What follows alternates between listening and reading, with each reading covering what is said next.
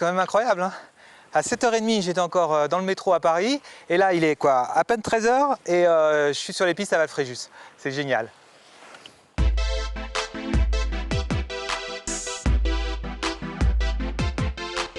Val-Fréjus est une station jeune. Elle en a le caractère sportif et innovant. L'architecture unique en son genre propose de petites résidences habillées de bois, toutes situées à proximité des pistes. À Val-Fréjus, on en oublie la voiture pour profiter d'un environnement préservé et authentique.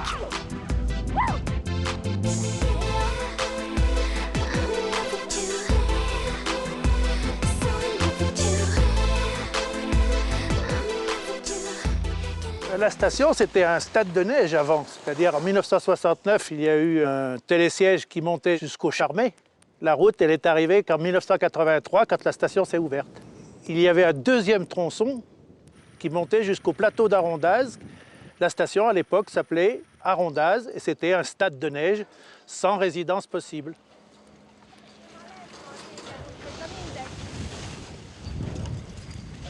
Val-Fréjus répond à plusieurs typologies de clientèle. Pendant les vacances scolaires, bien entendu, une clientèle à forte connotation familiale, beaucoup de familles, d'enfants, pendant les vacances scolaires donc.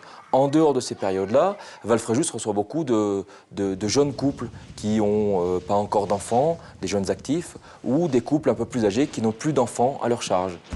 Après le ski, la station s'anime au travers de ses nombreux bars et de son marché régional. On y trouve des produits traditionnels que l'on pourra partager le soir venu avec quelques amis.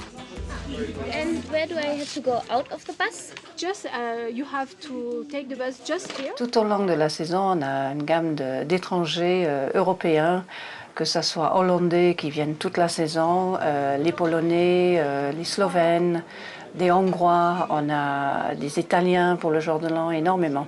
On est commercialisé à l'étranger depuis une vingtaine d'années. On était quand même la première station de Maurienne d'avoir des lits banalisés, des structures pour recevoir le tour opérateur. Et ils sont fidèles depuis 20 ans. À Val-Fréjus, on a une très large gamme de logements. Hein. Ça varie entre des appartements que vous avez à 2 étoiles, des logements qui sont d'un rapport qualité-prix très intéressante. Et évidemment, on a aussi, comme ici à La Tura, une résidence 4 étoiles qui peut accueillir dans un confort très agréable une clientèle qui cherche une petite station conviviale et sympathique. C'est joli, en plus il fait beau. Ouais. Il y a une piscine. You say everything can change. From here it all looks the same except your change of heart. If love is a restless sea, don't say you'll rescue me while you just drift apart. But don't count on me drown and leave me like you found me. I'm not going down this time. All my tears that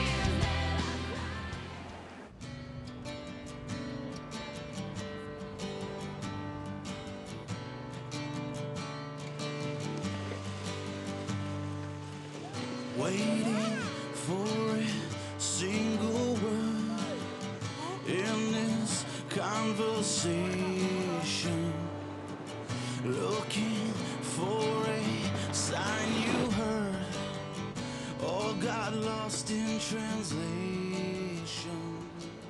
Dès 2009, Val-Fréjus sera équipé d'un télécabine 8 places qui va permettre de sortir 2400 personnes-heure de la station de Val-Fréjus.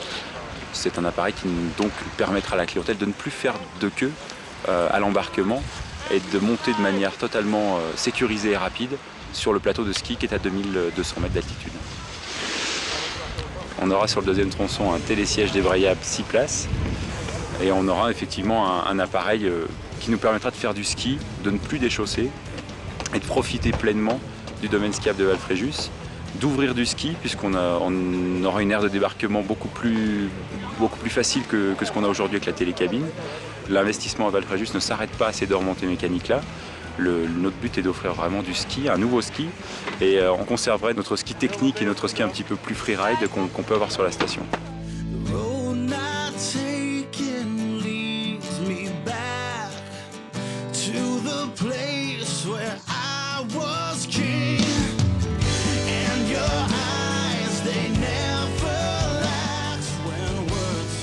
Val Fréjus a aussi cette particularité, c'est d'offrir un domaine hors piste et freeride assez exceptionnel.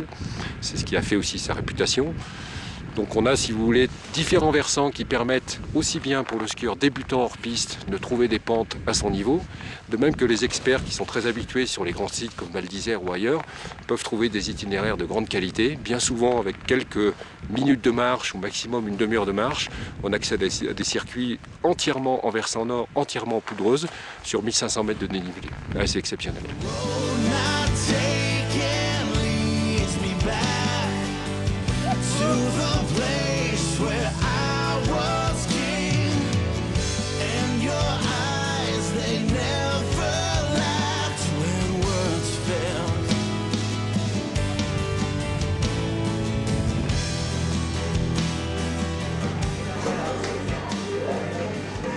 C'est la seule tartiflette qu'on fait à 3000 mètres d'altitude, alors vous voyez bien, hein. Il n'y en a pas d'autres, hein, aussi haut. Voilà la petite portion qu'on peut vous servir, vous voyez. Ça, c'est pour le régime, ça. C'est pour les régimes, voilà, exactement. Voilà, c'est super.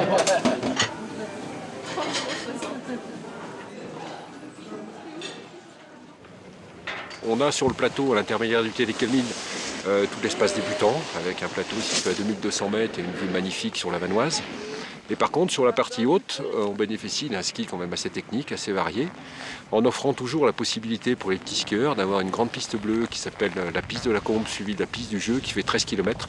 C'est assez exceptionnel, où on part dans une vallée complètement perdue, en dehors de toute construction et toute remontée mécanique.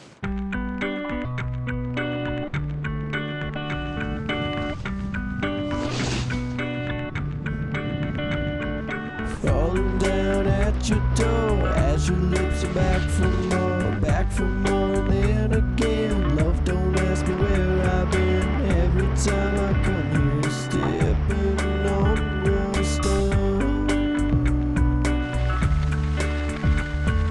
It's the strangest feeling that talking is a high you get when you are down. I get lost and you get found. Every time I come here, stepping on your stone. Alors le soir, on retrouve aussi pas mal d'activités puisqu'on a une patinoire en glace naturelle.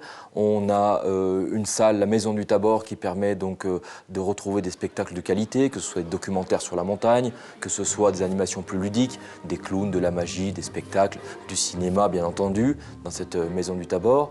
On permet aussi les balades en raquettes et les chemins sont nombreux. Tout un tas de choses qui font qu'après le ski, la vie continue à Val Fréjus. Allez, bientôt la tartiflette, les amis.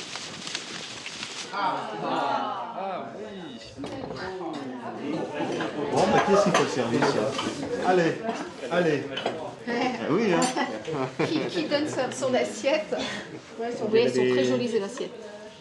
Val Fréjus a été aussi conçu pour recevoir des congrès ou des séminaires de formation. On imagine le matin des cours à la Maison du Tabor, ici, qui peut recevoir plus de 300 personnes. Et puis l'après-midi, on profite de la station pour aller skier ou faire des activités extérieures. Ça peut aller des groupes qui souhaitent faire des baptêmes d'hélicoptère, par exemple. On a répondu plusieurs fois à ce type de demande. On a des groupes qui veulent faire un slalom, mais très spécifique. Quelques années, des groupes voulaient faire des slaloms déguisés. On a pu organiser ça avec eux, avec un petit apéritif en bas de la piste. Alors que ce soit en journée ou en soirée, on colle un maximum à la demande du groupe et on travaille réellement sur le dossier de chaque groupe pour répondre à leurs demandes. Val Fréjus, c'est vraiment un endroit idéal pour faire du speed riding? C'est mystique et mythique, c'est le spot, tout est né ici, puis on a la chance d'avoir un spot de large diversité avec plein de couloirs disponibles, une belle pente-école, 2 expositions nord et sud. On voit qu'il y a des gens en bas qui sont en train de s'initier, c'est leur premier jour. Et en 5 jours, on arrive à être autonome sur ce vol-là, à peu près en moyenne. Décollage! Vas-y, Sébastien. La voile, je mets dans mon dos. Ok, la voile se gonfle, on relève les mains, on attend que la vitesse nous emmène en vol. Laisse-toi aller avec ta voile, laisse-toi aller avec ta voile.